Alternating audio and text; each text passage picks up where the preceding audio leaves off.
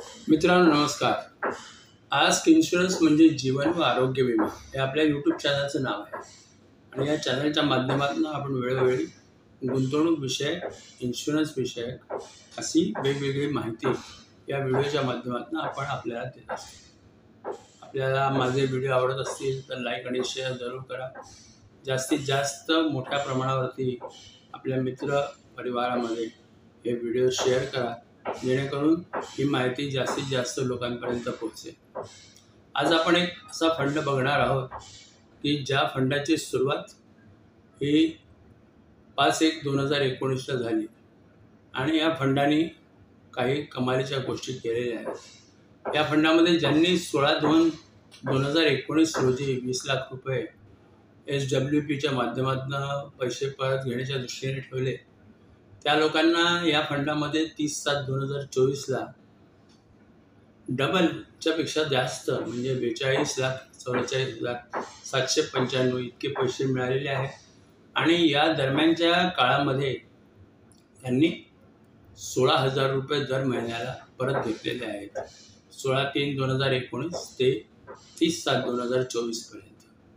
तेव्हा या फंडाचा पण आपण संपूर्ण डिटेल्स जे आहेत ती डाव्या बाजूला तुम्हाला दिलेली आहेत, तुम्ही ती जरूर बघा।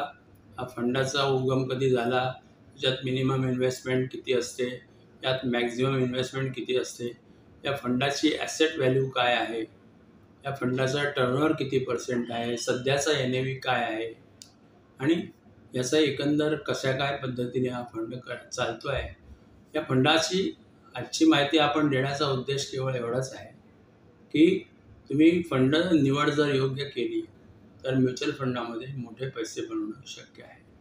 अर्थात म्युच्युअल फंडाची जी परतावा किंवा जो व्याज आहे हे मिळणं ह्याच्याबद्दलची गॅरंटी काहीही नाही। जेव्हाही केव्हा तुम्हाला इन्व्हेस्टमेंट करायची असेल तेव्हा तुम्ही इन्व्हेस्टमेंट फंड डॉक्युमेंट वाचून नंतरच इन्व्हेस्टमेंट करा।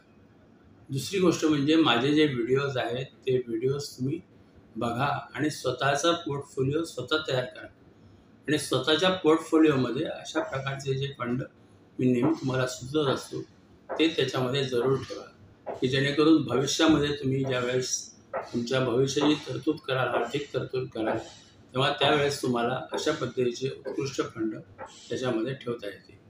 आणि आज SWPसाठी जर तुम्हाला कुठल्या फंडाची आवश्यकता असेल तर या फंडाचा विचार तुम्ही जरूर करू शकता।